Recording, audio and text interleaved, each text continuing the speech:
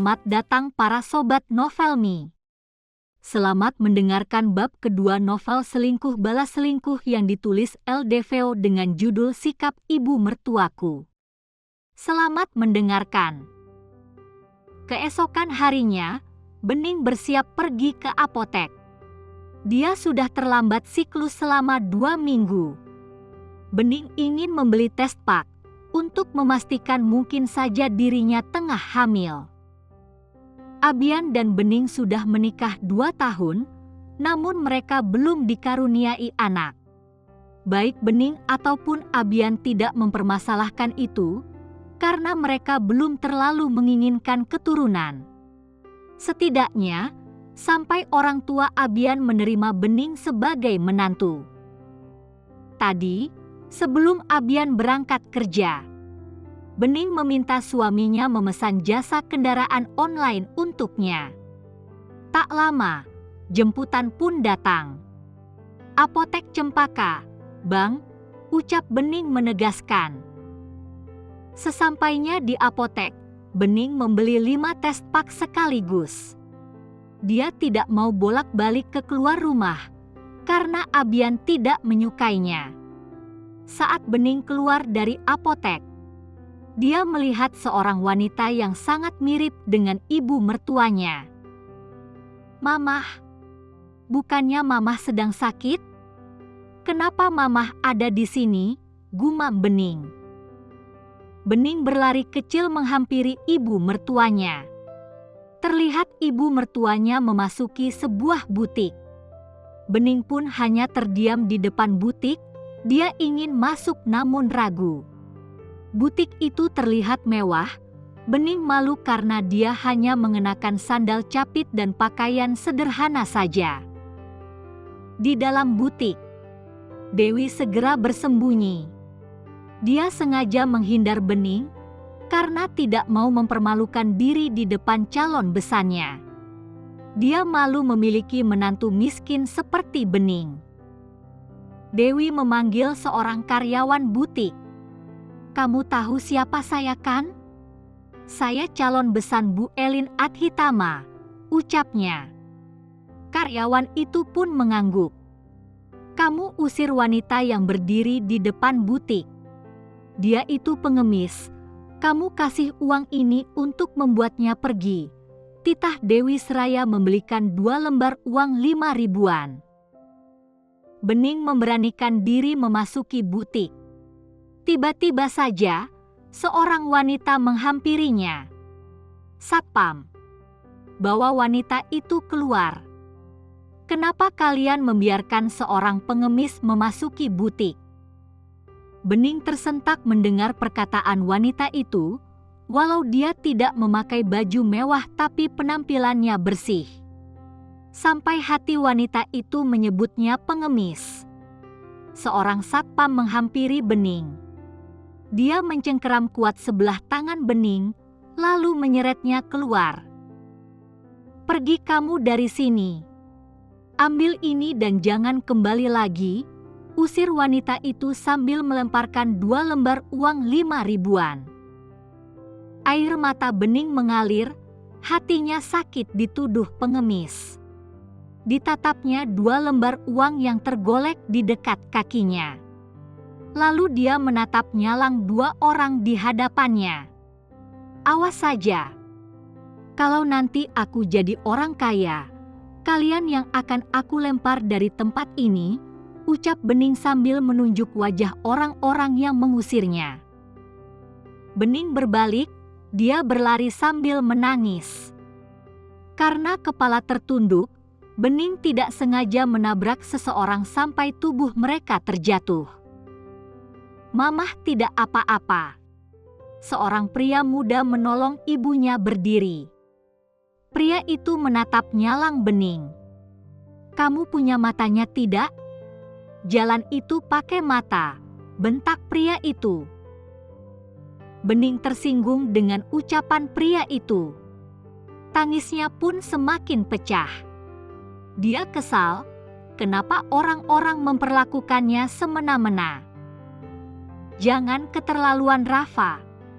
Mamah juga salah karena tidak berhati-hati, ucap ibu itu. Dia menolong Bening berdiri.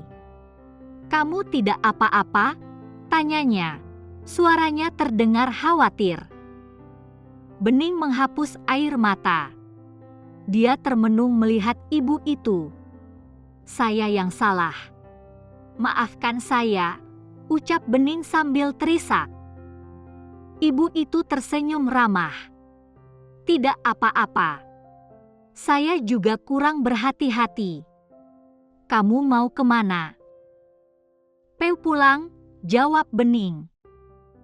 Rafat, kamu antar Mbak ini pulang, pinta ibu itu kepada putranya. Rafa mendelik. Tidak bisa MAH. Rafa harus segera ke kantor. Rafa ada meeting penting. Rafa, pekik wanita itu sambil melotot. Kamu yang sudah membuatnya menangis. Kamu harus bertanggung jawab, ucapnya tegas. Rafa mendengus kesal.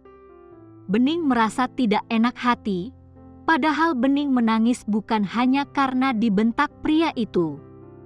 Saya bisa pulang sendiri. Terima kasih, ucap Bening. Tidak, saya tidak tenang kalau kamu pulang dalam keadaan menangis. Wanita itu kembali melotot kepada putranya.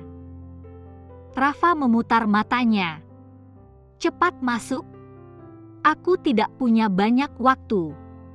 Rafa membukakan pintu mobilnya untuk Bening. Ibu itu memaksa Bening masuk ke dalam mobil. Bening pun hanya bisa menurut. Saat mobil mulai melaju, Bening melihat ibu mertuanya keluar butik. Hati Bening mencelos. Jangan-jangan ibu mertuanya yang sengaja menyuruh karyawan butik itu mengusirnya. Bening sangat mengenal sifat ibu mertuanya, yang kasar dan selalu menganggapnya pengemis. Pantas saja karyawan tadi memanggilnya pengemis. Air mata Bening pun kembali jatuh. Hatinya sakit, begitu kejam ibu mertuanya menghina dirinya. Padahal Bening hanya ingin menyapanya saja. Rafa melempar tisu. Jangan mengotori mobilku dengan ingusmu. Bening mendelik kesal. Dia mengambil tisu itu, lalu mengelap air matanya dan mengeluarkan ingusnya yang sama sekali kosong. Hanya basah dengan air mata. Tidak ada ingus. Bening memperlihatkan tisu bekasnya. Rafka tergelak. Sama saja. Buang sana. Jangan jorok. Bening benar-benar kesal dengan pria di sebelahnya. Padahal umur pria itu terlihat lebih muda darinya. Tapi dia tidak punya sopan santun. Orang kaya memang selalu menyebalkan, umpat Bening dalam hati. Berhenti di depan, ujar Bening saat mobil pria itu memasuki kawasan rumahnya. Rafa pun menghentikan mobilnya tepat di depan rumah Bening. Sekilas, Rafa memperhatikan rumah Bening yang nampak terawat dengan bunga-bunga indah di taman kecil depan rumahnya. Terima kasih sudah mengantar, ucap Bening dengan tulus. Rafa menoleh. Tatapannya tertuju pada bungkusan plastik berisi test pack yang Bening pegang. Aku masih belum memaafkanmu. Kalau saja kamu bukan wanita hamil, aku pasti sudah membawamu ke suatu tempat dan membalas perbuatanmu, desis Rafa seraya menatap Bening dari ujung rambut hingga ujung kaki. Sejak kejadian di apotek tadi, Rafa sebenarnya sudah menaruh perhatian pada Bening. Wanita itu bukan wanita paling cantik yang pernah ia temui, tapi ada sesuatu pada Bening yang membuat Rafa tertarik dan sulit berpaling. Bening melotot tak percaya. Dia merinding ketika Rafa menatapnya intens. Kemudian, Wajah pria itu semakin dekat dengan wajah Bening hingga wanita itu bisa merasakan aroma napas khas pria itu. Aku akan membiarkanmu terjebak bersamaku dan melakukan apapun yang ingin aku lakukan. Rafa mendesirkan kalimat itu di telinga Bening, melirik ke salah satu bagian tubuh Bening dan menatap matanya penuh maksud. Dasar pria gila. Mes M, sergah Bening kesal sekaligus takut. Dia takut pria itu benar-benar akan melakukan sesuatu padanya. Rafa menyunggingkan seringai yang membuat Bening keringat dingin. Buka pintunya, sentak Bening sambil berusaha membuka pintu mobil dengan paksa. Bening gemetar, apalagi tatapan Rafa benar-benar tidak sopan. Ia tampak sangat menikmati ketakutan yang terpancar pada wajah cantik Bening. Pintu tiba-tiba menjeblak terbuka, membuat Bening kaget dan lega di saat yang bersamaan. Ia buru-buru turun. "Semoga kita tidak bertemu lagi," katanya dengan napas terengah. Bening menutup pintu mobil dengan kasar. Tiba-tiba, pria itu melajukan mobilnya dengan kencang. "Dasar pria menyebalkan," pekik Bening, kesal. Sinting. Bening berjalan dengan langkah terhentak. Hatinya dongkol dengan sikap tidak senonoh dari pria yang tidak dikenalnya. Begitu memasuki rumah, Bening segera melangkah menuju kamar mandi. Bening mengambil sampel urin yang tadi pagi sudah dia siapkan, lalu menyobek pembungkus testpak dan mencelupkan ujungnya ke dalam wadah berisi urin. Sesaat kemudian, hasil testpak terlihat. Bening terbelalak. Sebuah senyuman tersungging di bibirnya. "Aku hamil," pekik Bening bahagia. Bening kembali membuka semua testpak yang dibelinya. Dia ingin meyakinkan hasilnya. Dan ternyata, hasil testpak semuanya bergaris 2. "Mas Abi, aku hamil."